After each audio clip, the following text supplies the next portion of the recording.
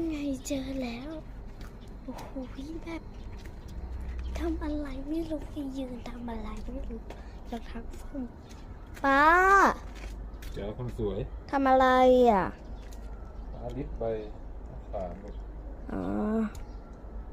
ใบมะขามแคะ ใบมะขามแคะนี่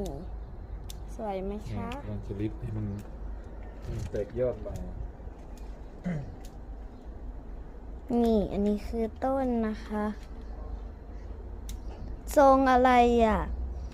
ทรงไม่อยู่สิทรงอิสระเลยมันเป็นมะขามมาเนี่ยดูเนี่ยมันเป็นมะขามเปรี้ยวเสียบเห็นไหมเนี่ยเสียบยอดมะขามแคะตอนนี้มันโตแล้ว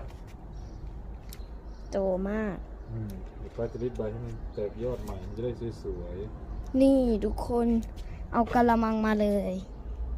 ๆมันไม่ได้เกี่ยวอะไรนะเอามาใส่เฉยๆนี่เลย เอามาใส่ใบ